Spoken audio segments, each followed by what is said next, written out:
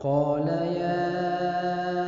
إبليس ما لك ألا تكون مع الساجدين قال لم أكن لأسجد لبشر خلقته من صلصال من حمأ مسنون قال فاخرج منها فإنك رجيم وإن عليك اللعنة إلى يوم الدين قال رب فأنظرني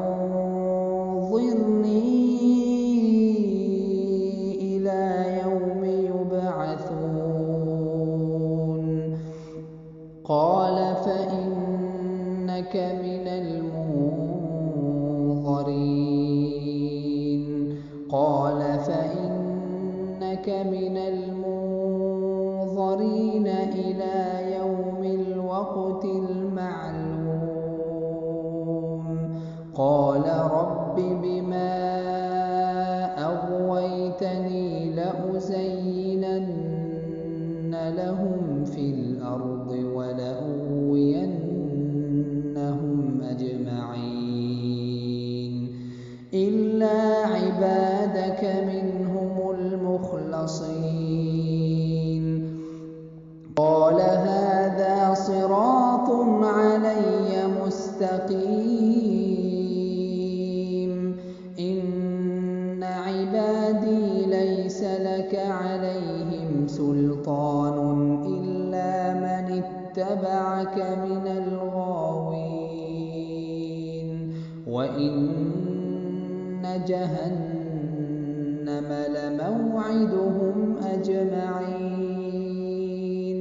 لها 7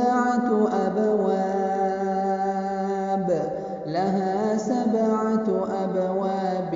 لكل باب منهم جزء مقسوم إن المتقين في جنات وعيون ادخلوها بسلام آمنين ونزعنا ما في صدورهم من غل إخوانا على سرر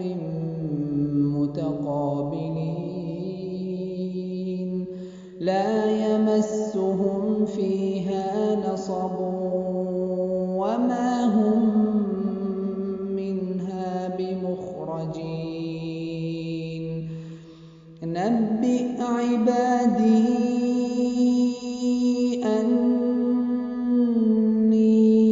أني أنا الغفور الرحيم